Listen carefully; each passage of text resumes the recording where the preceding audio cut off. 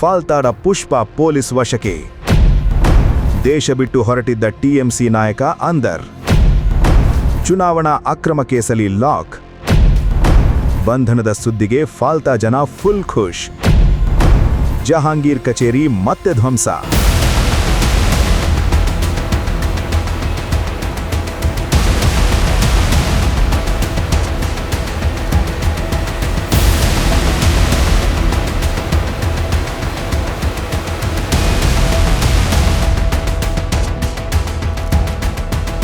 ಇದು ಫಾಲ್ತಾ ವಿಧಾನಸಭಾ ಕ್ಷೇತ್ರ.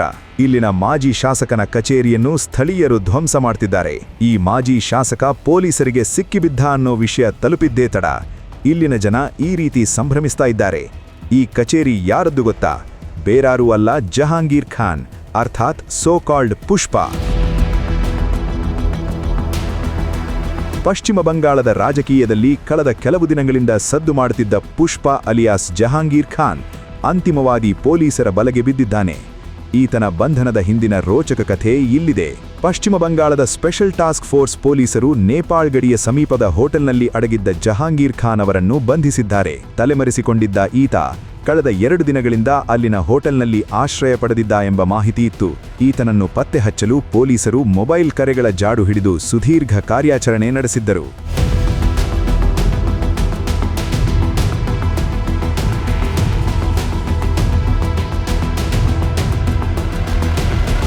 ಜಹಾಂಗೀರ್ ಖಾನ್ ಅಲಿಯಾಸ್ ಪುಷ್ಪ ಈ ಹೆಸರು ರಾಜ್ಯದಲ್ಲಿ ಚರ್ಚೆಗೆ ಬಂದಿದ್ದು ಹೇಗೆ ಗೊತ್ತಾ? ಚುನಾವಣಾ ವೀಕ್ಷಕರಾಗಿ ಬಂದಿದ್ದ ಐಪಿಎಸ್ ಅಧಿಕಾರಿ ಅಜಯ್ ಪಾಲ್ ಶರ್ಮಾ ಅವರನ್ನು ಸಿಂಘಂ ಎಂದು ಕರೆಯಲಾಗಿತ್ತು. ಅವರು ಆಗ ಜಹಾಂಗೀರ್ ಖಾನ್ಗೆ ಬಾಲ ಬಿಚ್ಚದಂತೆ ಎಚ್ಚರಿಕೆ ಕೊಟ್ಟಿದ್ರು. ಜಹಾಂಗೀರ್ के घर वाले भी खड़े हैं, उसको बता देना कायदे से. ये बार-बार जो खबरें आ रही हैं कि उसके लोग धमका रहे हैं, तो फिर अच्छे से खबर लेंगे, फिर बाद में रोना पछताना मत. ಇದಕ್ಕೆ ವ್ಯಂಗ್ಯವಾಗಿ ಪ್ರತಿಕ್ರಿಯಿಸಿದ್ದ ಜಹಾಂಗೀರ್ ಖಾನ್ ಅವರು ಸಿಂಘಂ ಆದರೆ ನಾನು ಪುಷ್ಪ, ನಾನು ಬಗ್ಗಲ್ಲ ಎಂದು ಸವಾಲ್ ಹಾಕಿದ್ದ. উনি নিজেকে সিংহ মনে করে সিনেমার আর্টিস্টে আমরাও পুষ্পা ছুপেগা নেই. উনি নিজেকে সিংহ মনে করে সিনেমার আর্টিস্টে আমরাও পুষ্পা ছুপেগা নেই.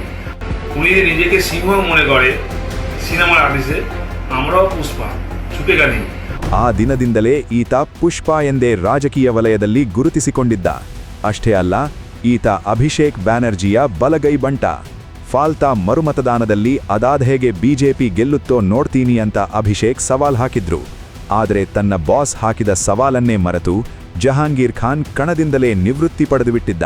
সম্মানীয় মুখ্যমন্ত্রী ফলতা উন্নয়নের জন্য স্পেশাল প্যাকেজ দিচ্ছে, সেই জন্য আমি আগামী 21শে মে যে রিপোল আছে সেই রিপোলের কন্টেস্ট থেকে আমি নিজেকে ದೂರ ಸರಿಯಲಿಲ್ಲ. ಆದರೆ ಈತನ ರಾಜಕೀಯ ಭವಿಷ್ಯ ಅಷ್ಟೊಂದು ಸರಳವಾಗಿರಲಿಲ್ಲ. ಫಾಲ್ತಾ ಕ್ಷೇತ್ರದಲ್ಲಿ ಇವಿಎಂ ತಿರುಚಿದ ಆರೋಪ, ಮತದಾರರಿಗೆ ಬೆದರಿಕೆ ಮತ್ತು ಮತಗಟ್ಟೆಗಳಲ್ಲಿ ಆಕ್ರಮ ನಡೆಸಿದ ಆರೋಪಗಳ ಮೇಲೆ ಈತನ ವಿರುದ್ಧ ಫಾಲ್ತಾ ಪೊಲೀಸ್ ಠಾಣೆಯಲ್ಲಿ ಬರೋಬ್ಬರಿ 7 ಎಫ್ಐಆರ್ಗಳು ದಾಖಲಾಗಿವೆ. ಹೈಕೋರ್ಟ್ ಈತನಿಗೆ ನೀಡಿದ್ದ ಮಧ್ಯಂತರ ರಕ್ಷಣೆಯನ್ನು ಹಿಂತೆಗೆದುಕೊಂಡ ಬೆನ್ನಲ್ಲೇ ಪೊಲೀಸರು ಈತನನ್ನು ಬಂಧಿಸಿದ್ದಾರೆ. ಅಚ್ಚರಿ ಎಂದರೆ ಈತ ಬಂಧನಕ್ಕೊಳಗಾದ ಸುದ್ದಿ ಕೇಳಿ ಫಾಲ್ತಾದಲ್ಲಿರುವ ಈತನ ಕಚೇರಿಗೆ ಸ್ಥಳೀಯ ಜನತೆ ನುಗ್ಗಿದ್ದಾರೆ. ಈತನ ಕಚೇರಿಯ ಪೀಠೋಪಕರಣಗಳನ್ನು ಧ್ವಂಸಗೊಳಿಸಿದ್ದಾರೆ.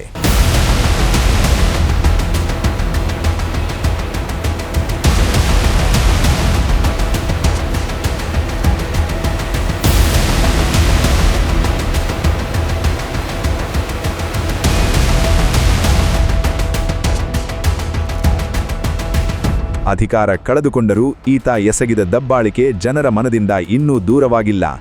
ಈಗ ಜಹಾಂಗೀರ್ ಖಾನ್ ಕಂಬಿ ಎಣಿಸ್ತಾ ಇದ್ದಾನೆ. ಒಂದು ಕಾಲದಲ್ಲಿ ಪುಷ್ಪ ಅಂತ ಅಹಂಕಾರದಿಂದ ಮೆರೆದಿದ್ದ ನಾಯಕನಿಗೆ ಈಗ ಈ ಸ್ಥಿತಿ ಬಂದಿದೆ. ಕಾನೂನಿನ ಮುಂದೆ ಯಾರೂ ದೊಡ್ಡವರಲ್ಲ ಎಂಬುದನ್ನು ಇದು ಮತ್ತೊಮ್ಮೆ ಸಾಬೀತುಪಡಿಸಿದೆ.